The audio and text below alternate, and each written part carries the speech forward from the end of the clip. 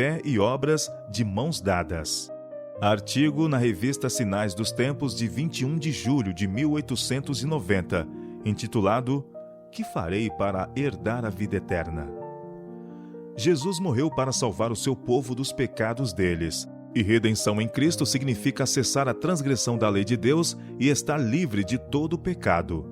Nenhum coração que é incitado pela inimizade contra a lei de Deus está em harmonia com Cristo, o qual sofreu no Calvário para vindicar e exaltar a lei diante do universo. Os que fazem ousadas pretensões de santidade demonstram com isso que eles não veem a si mesmo à luz da lei. Não são iluminados espiritualmente e não sentem aversão a toda espécie de egoísmo e orgulho.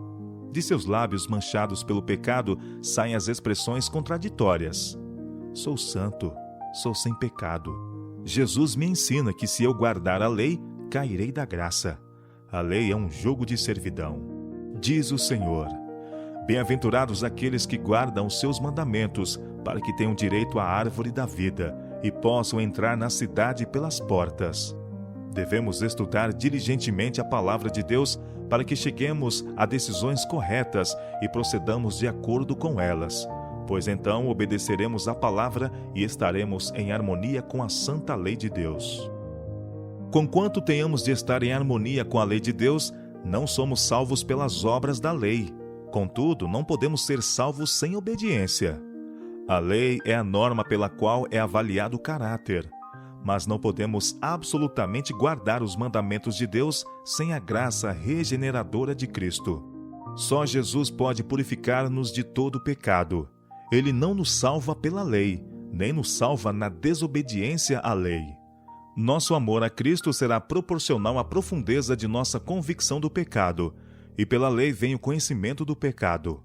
No entanto, ao vermos a nós mesmos, desviemos o olhar para Jesus, que a si mesmo se deu por nós, para que pudesse remir-nos de toda iniquidade. Pela fé, apoderai-vos dos méritos de Cristo, e será aplicado o sangue que purifica a alma. Quanto mais claramente discernirmos os males e os perigos a que temos estado expostos, tanto mais gratos seremos pela libertação por meio de Cristo. O Evangelho de Cristo não dá licença aos homens para transgredirem a lei, pois foi pela transgressão que se abriram sobre o nosso mundo as comportas da aflição. Hoje o pecado é a mesma coisa maligna que era no tempo de Adão. O Evangelho não promete o favor de Deus para alguém que, com impenitência, viola a lei.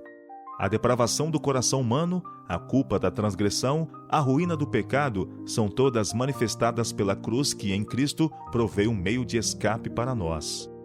Justiça própria é o perigo desta época. Ela separa a alma de Cristo. Os que confiam em sua própria justiça não podem compreender como a salvação advém por meio de Cristo. Chamam o pecado de justiça e a justiça de pecado. Não têm noção do mal da transgressão, nem compreensão do terror da lei, pois não respeitam o padrão moral de Deus. A razão de haver tantas conversões espúrias nestes dias é que há tão pouco apreço da lei de Deus. Em lugar do padrão de justiça de Deus, os homens erigiram um padrão de sua própria escolha para avaliar o caráter. Eles veem como em espelho, obscuramente, e apresenta falsas ideias de santificação ao povo, incentivando assim o egotismo, o orgulho e a justiça própria. A doutrina da santificação defendida por muitos está cheia de engano, pois é lisonjeira ao coração natural.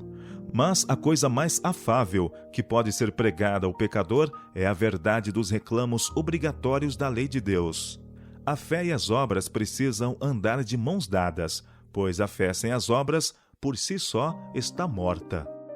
O profeta declara uma verdade pela qual podemos provar toda a doutrina. Diz ele: a lei e ao testemunho, se eles não falarem desta maneira, jamais verão a alva. Isaías capítulo 8, verso 20. Embora haja abundante erro no mundo, não há razão para que os homens permaneçam no engano. A verdade é clara, e quando ela é contrastada com o erro, seu caráter pode ser discernido. Todos os súditos da graça de Deus podem compreender o que é requerido deles. Pela fé podemos submeter nossa vida à norma da justiça, porque podemos apropriar-nos da justiça de Cristo.